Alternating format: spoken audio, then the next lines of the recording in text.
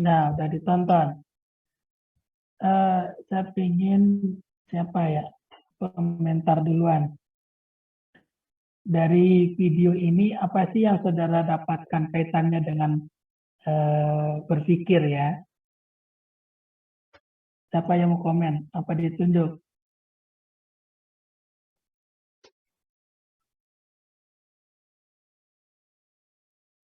Sina Paradila ada?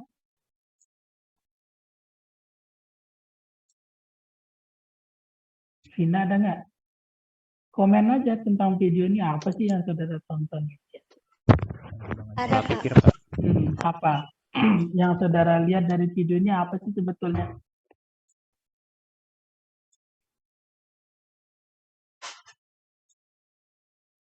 Ayo, komen. Jadi biar interaktif ya, jangan cuma dengerin, tapi harus interaktif ya. Mana Vina Paradila? Vina, ada? Saya, Pak. Ya, coba komen tentang yang ditonton tadi apa?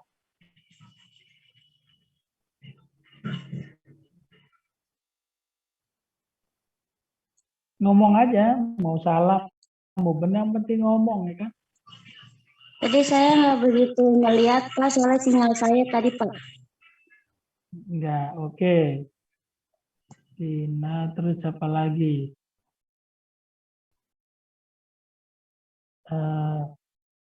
Indri Aulia. Iya, Pak. Coba, tadi videonya, komen tentang videonya itu apa?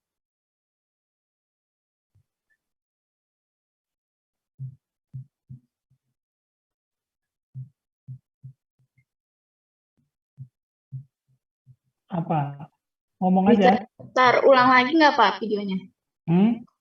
Bisa diputar ulang. Enggak, bicara apa, ngelihat dari sisi ini apa? Orang yang berkendara memenuhi dengan standar SNI. Terus awalnya apa? Deliana Novita, ada?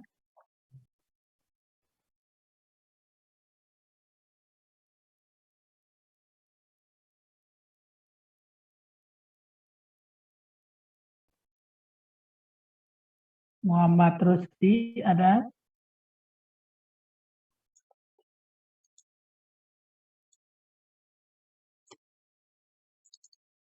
Ada nggak? Kiki Astifa, Ada, Pak. coba komentar. Menurut saya dari video yang ditampilkan tadi, itu merupakan perkembangan dari zaman ke zaman. Dari tadi awal tuh masih seperti berjalan, terus ada batu-batuan juga, terus berkembang sampai di sekarang ini setelah manusia telah menghasilkan alat transportasi yang lebih modern. Baik. Jadi sebetulnya yang ingin saya sampaikan adalah, pertama, saya adalah orang yang meyakini bahwa segala sesuatu itu tidak muncul secara tiba-tiba. Ya, segala sesuatu tidak muncul secara tiba-tiba. Apapun itu, artinya ada proses yang dilalui. Ya, ada proses yang dilalui sehingga kemunculan itu ada.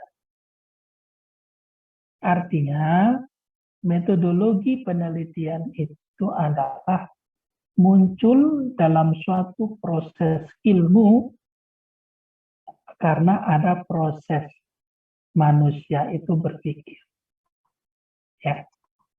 Contoh konkret tadi ketika saudara nonton video, ya, kemunculan mobil, kemunculan motor yang canggih sampai sekarang ini, ada HP Android, itu adalah ada proses yang dilalui.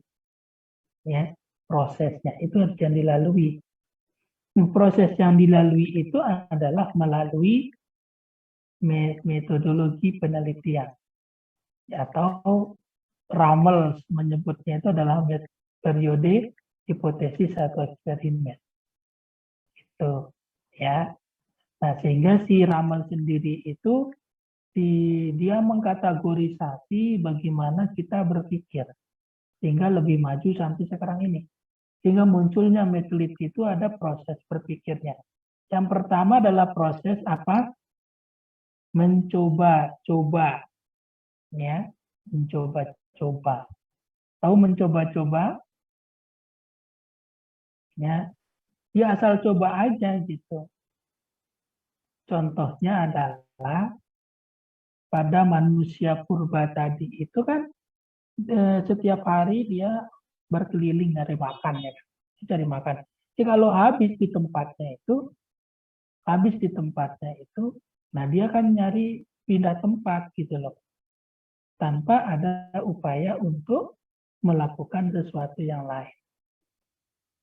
Nah, sehingga ada satu orang mencoba untuk merubah cara manahnya, cara berburunya kan dia rubah tuh tadi kan, ya, cara rubah. Yang lain kan nggak ngelihat tuh, maksudnya dia apa namanya, dia memandang sebelah mata lah yang lain.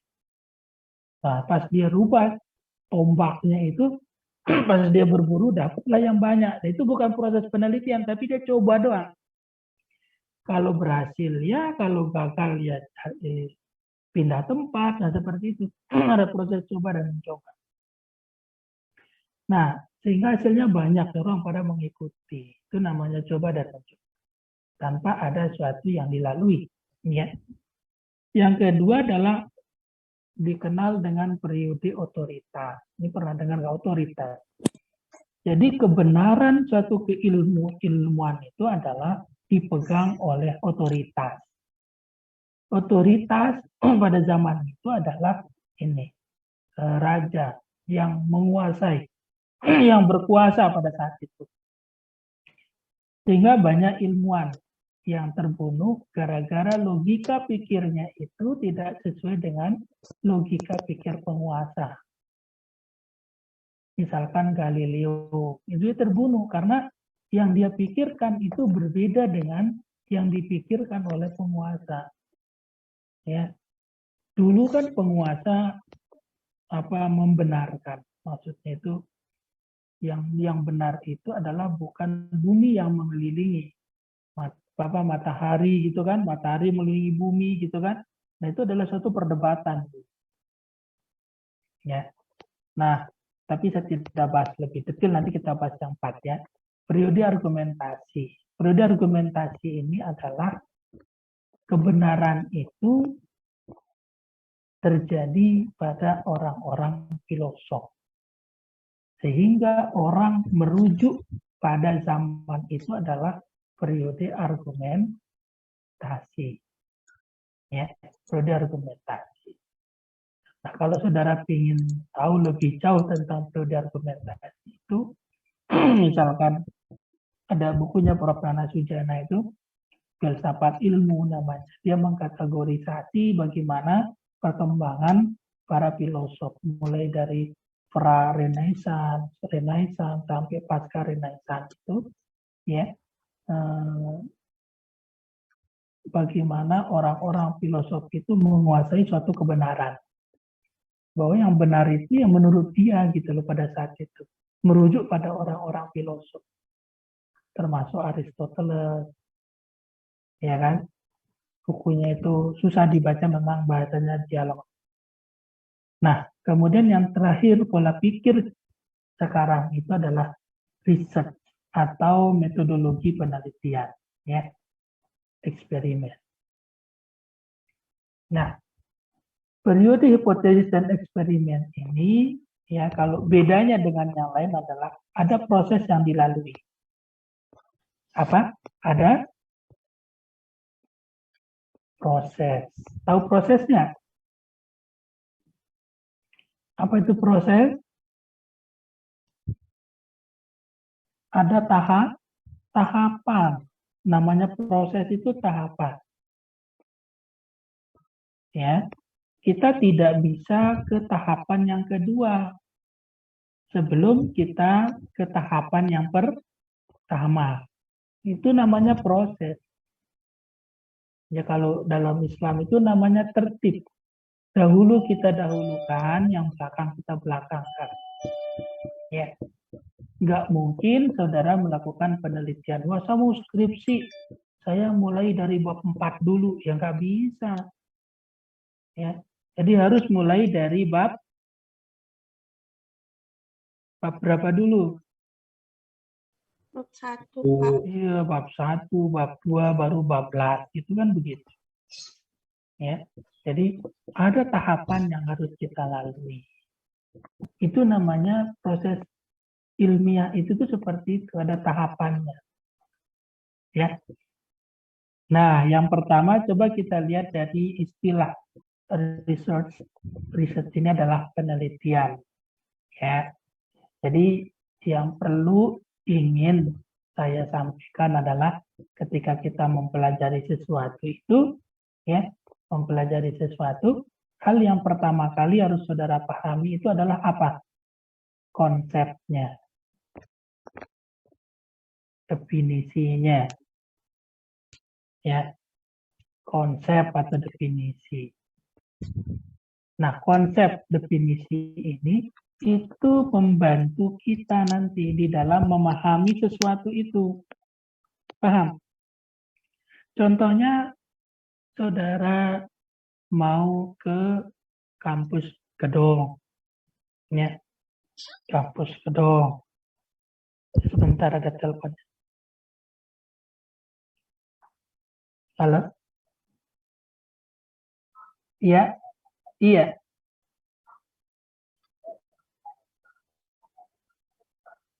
Mm-mm.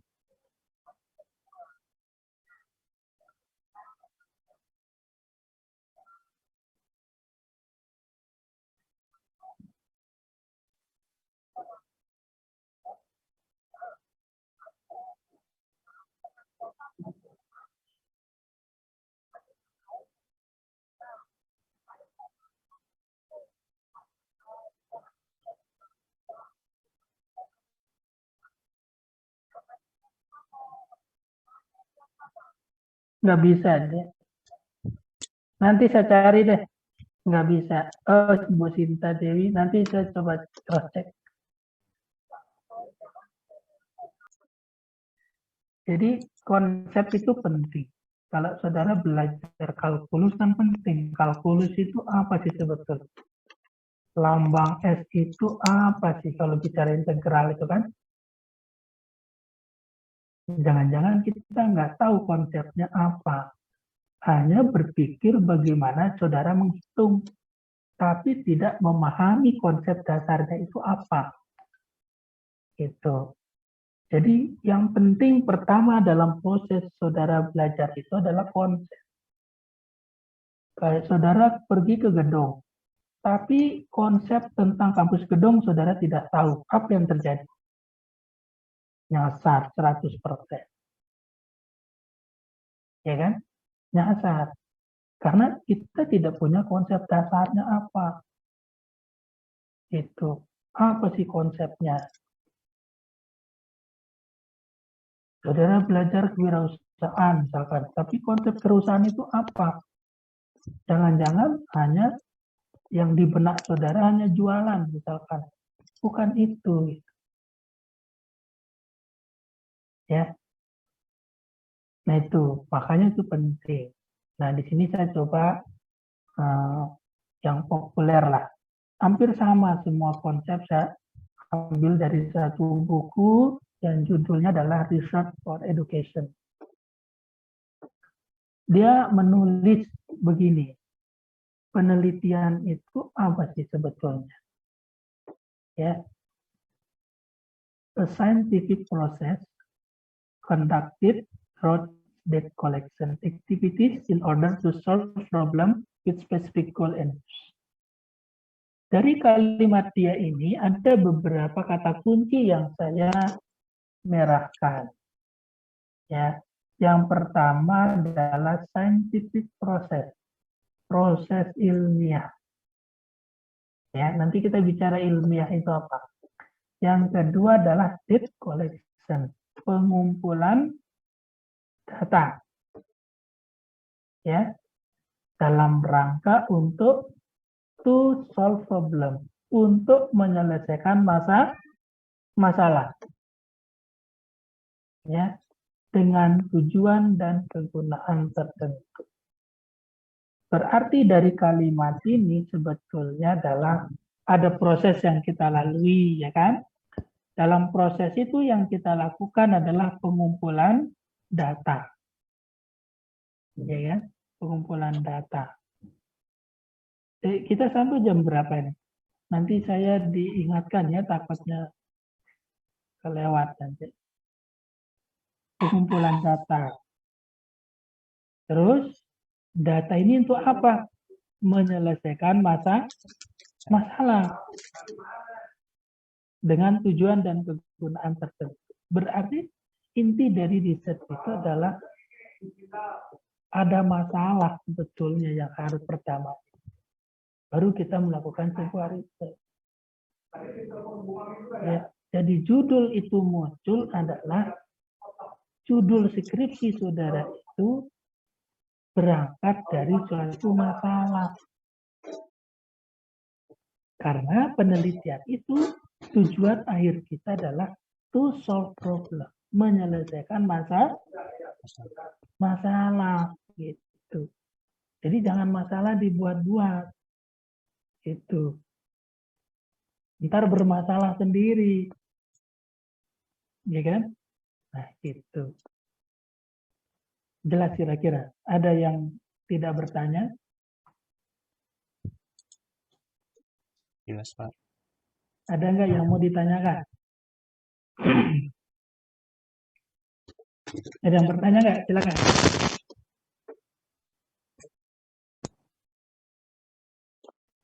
Pak, kalau mau nyari masalah tuh di mana ya, Pak?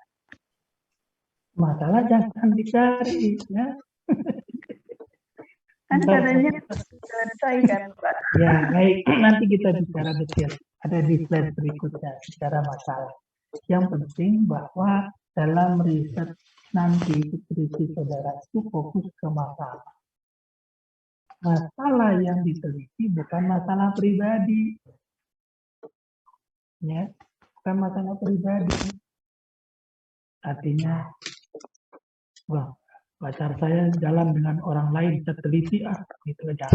Ya, bukan itu skripsinya nanti.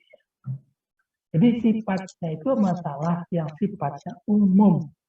Tetapi dalam konteks yang lebih spesifik nanti adalah masalah di dalam konteks pendidikan matematika.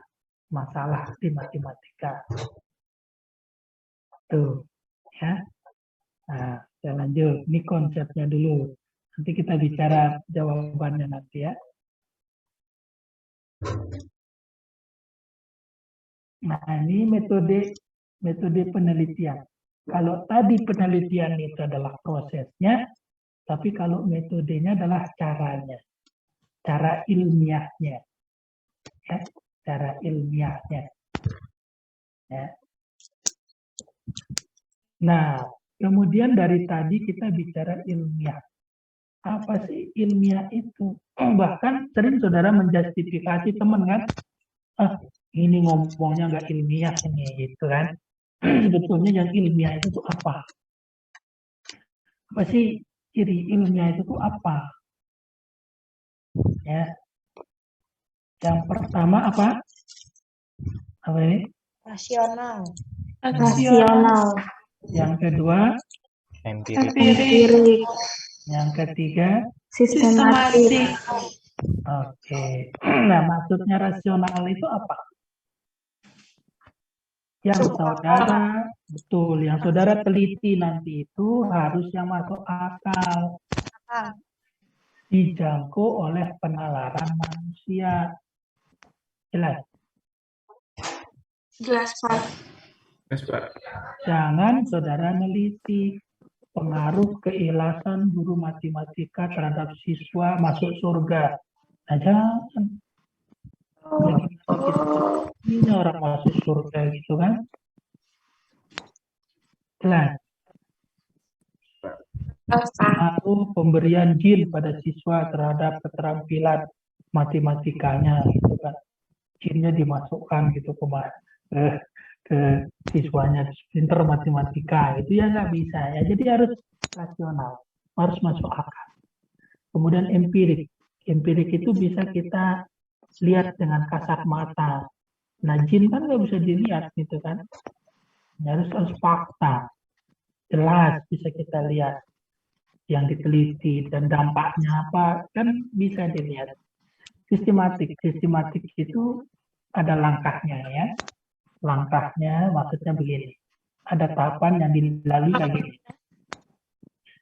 Kalau saya tulis ke bahasa Indonesianya itu seperti ini. Nah, ini tahapan yang dilalui. Saudara rumuskan masalahnya dulu. Nah, ini yang akan saya jelaskan detail nanti. Saudara biar bisa nanti ke bab 5, kesimpulan dan syarat. Merumuskan masalah bagaimana, ya kan? Kemudian membuat landasan teori itu bagaimana. Jadi nanti saudara nggak perlu cari buku ke Gramedia. Nanti kan saya tunjukkan buku-buku gratis. Bisa di-download, bisa dibaca. Ya, yang penting syaratnya satu, harus ada kuota. Ya, nah kalau nggak ada kuota nggak bisa. Maaf, HP Anda offline, katanya begitu nanti. Jadi internetnya harus ada. Karena tinggal saudara klik bukunya muncul semua nanti. Saudara mau apa, itu kan ada semua. Ya. Kemudian bagaimana merumuskan hipotesis. Nah, ini namanya proses ilmiah. Tahapan yang dilalui ya. Itu pengumpulan data. Makanya kalau orang ilmiah itu pacarnya jalan dengan orang lain diteliti. Kamu bikin rumusnya masalah dulu gitu kan. Batasan teorinya apa, kesimpulan gitu. Rata-rata kan langsung kesimpulan, ya, nangis dulu gitu kan. Padahal belum ditelaah gitu ya. Nah, ini tahapannya.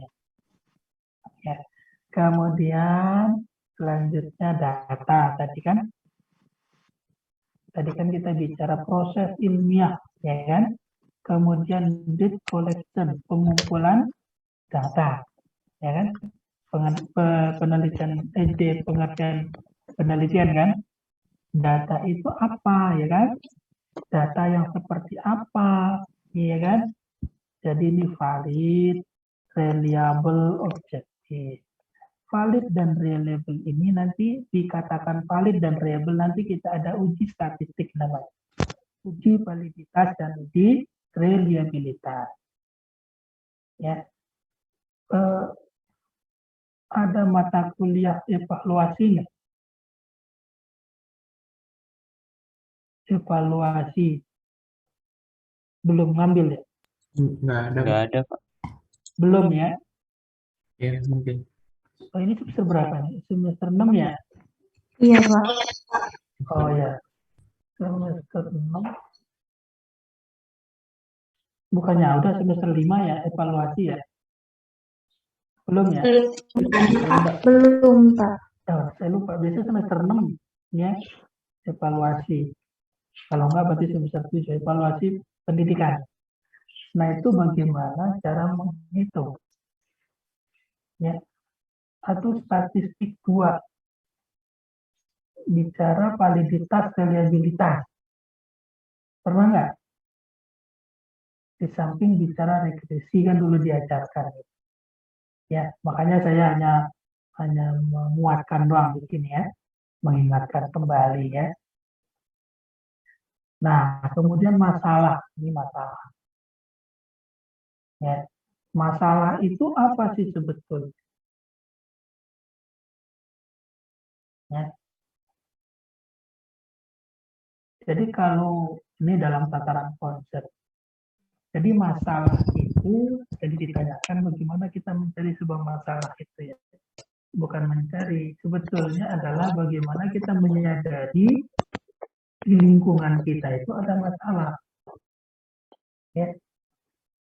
Kemudian ini kategori masalah bukan, gitu ya. Ini kategori masalah bukan.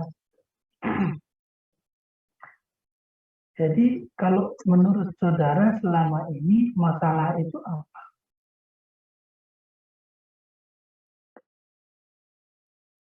Siapa yang mau komentar? Sebelum ditunjuk.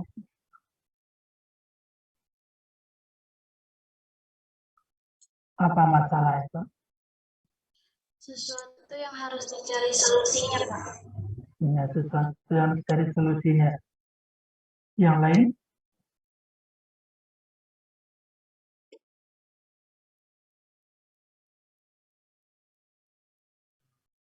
Keadaan yang belum sesuai harapan, Pak. Keadaan yang belum sesuai harapan.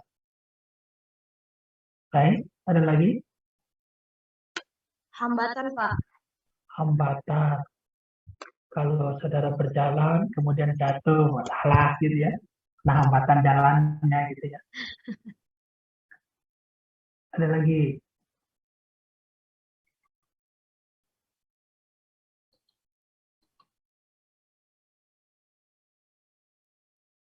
Kalau saya singkat saja, begini. Kalau kesimpulan saya, sesuatu yang tidak sesuai dengan sebenarnya. Sebenarnya, contohnya ini. Kalau yang sederhana aja ya, saudara punya TV ya. Kan TV itu kan kalau kita colokin apa kabel powernya ke listrik kan, pas kita cetek powernya hidup, berarti nggak bermasalah. Tapi pas kita nyalain nggak hidup, berarti Mati. ya Ada bermasalah. Nah, Ya, bukan matinya, tapi ada masalahnya. iya. Gitu. Nah, masalahnya itu tuh ada di mana? Ada di komponen mana? Nah, itulah nanti yang kita cari. Sehingga nanti TV-nya bisa hidup. Jelas? Jelas nggak? Terus, Pak. Jelas, Pak. Jelas, Pak. Berarti ketika saudara pertama memang harus peka dengan masalah. Kedua, harus ada fokus masalah. Fokus masalahnya. Contohnya begini. Yang maksudnya fokus masalah itu, saudara misalkan pantai. Di pinggir pantai itu saudara melihat. Tetapi dalam penglihatan saudara itu tidak ada fokus yang dilihat. Nah, yang saudara dapatkan apa? Tatapan kosong. Ya kan? Tatapan kosong. Berbeda dengan ketika saudara melihat ke pantai. Tapi tertuju pada satu titik. Titik itu misalkan kapal. Maka kelama-kelamaan saudara akan melihat sesuatu, oh ternyata itu kapal, warnanya ini gitu kan. Lebih jelas, karena ada fokus yang dilihat. Berbeda dengan saudara berdiri tanpa ada fokus yang dilihat. Yang kita dapatkan hanya harapan kosong. Ya, tidak ada konsep di kepala kita karena tidak fokus dengan sesuatu yang kita lihat. Jelas kira-kira? Jelas? Ada pertanyaan sampai sini? Jelas, Pak. Ya. Nah, bagaimana dengan masalah yang saudara teliti? Yang saudara teliti itu fokusnya adalah di masalah pendidikan. Apa fokus masalah yang akan saudara teliti? Yang saudara fokus lihat? Apa? Ya. Nah, kalau kita bicara konsep pendidikan matematika, ya konsep pendidikan secara umum, ada beberapa celah yang bisa kita lihat. Yang pertama adalah dari sisi siswanya. Siswa itu bisa dilihat dari sisi dari sisi faktor luar dan faktor dalam. Dia akan termotivasi belajarnya itu misalkan dari sisi orang tua, dari sisi teman, dari sisi lingkungan, dari sisi sarana pembelajaran, ya. Kalau dari dalam bisa niatnya, bisa motivasinya. Kalau dari otaknya bisa dari gaya kognitifnya, ya kan? Gaya belajarnya itu yang mempengaruhi keberagaman siswa dalam memperoleh nilai. Itu fokusnya ke siswa. Kalau fokus kita ke guru, berarti yang kita lihat biasanya adalah cara mengajar guru. Berarti apanya? Metodenya, strategi pembelajarannya, iya kan? Kemudian fokusnya dari sisi media. Ada nggak media pembelajarannya? Ya, fokusnya dari sisi apa? Dari sisi akhir misalkan. Ayat itu misalkan hasil belajarnya, kemampuan pemecahan masalahnya. Ini adalah komponen-komponen yang mempengaruhi bagaimana siswa itu belajar.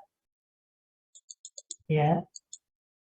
Jadi ada proses komunikasi, ada source, siswa dilihat, ada channel, ada media. Karena begini, orang siswa belajar itu ibarat kita menyampaikan suatu tangkai bunga kepada seseorang. Ya, ada bunga nih, warnanya merah, bunganya punya satu tangkai. Jadi orang belajar itu belum tentu menerima satu tangkai bunga dengan bunga warna merahnya tadi. Bisa saja dia nggak dapetin apa-apa. Bisa saja yang didapatkan tangkainya doang. Bisa saja warna bunganya doang. Bisa saja bunganya doang. Paham maksud saya? Nah, saudara kuliah belum tentu mendapat konsepsi utuh materi yang disampaikan. Ya. Bisa saja yang saudara dapatkan hanya tangkainya doang, ya atau tidak? Bisa saja warnanya doang, ya atau tidak? Ya. Nah, itu penyebabnya apa? Nah, itu yang masalah yang kita cari. Gitu. Intinya adalah masalah dalam konteks pendidikan matematika itu adalah lebih ke dampak yang nyata yang dilihat oleh siswa. Apa itu kemampuan pemecahan masalah? Ya, ini harus dicatat. Jadi rata-rata nanti skripsi saudara itu variabel Y-nya, masalahnya itu adalah kemampuan pemecahan masalah. Kemampuan berpikir kreatif. Kemampuan berpikir kritis. Kemampuan komunikasi matematikanya. Ya. Kemampuan metakognitifnya. Nah, ini yang harus saudara cari masalahnya. Gitu. Sampai sini ada pertanyaan? Kalau enggak, saya lanjut istirahat maksud saya, ya kan waktunya sudah mendekat. Jadi nanti sisa waktunya mohon dibuat kelompok ya. per kelompok ya. Ya. Kelompoknya nanti ketua kelas saya kasih ini, tapi kalau bisa hari ini kelompoknya jadi ya, gitu. Nah nanti teman-teman yang belum ikut kuliah tolong disampaikan, untuk kuliah kita sudah mulai ya. Nah nanti tugasnya itu sudah mulai minggu depan sudah ada tugas, tapi tugasnya sederhana-sederhana ya. Tugasnya nanti sederhana. Contoh tugas minggu depan, bukan sekarang ya. 1 minggu lagi nanti saya minta saudara mencari masalah. Ya, tapi saya jelasin dulu nanti ya. Ini kan baru permulaan aja. Ya, baru permulaan. Nanti saudara tinggal cari. Itu. Terus bertahap. Kalau nggak ngikutin, ketinggalan nanti tugasnya nggak ngerti yang dikerjakannya. Nah, itu yang saya harapkan. Jadi saudara harus mengikuti betul secara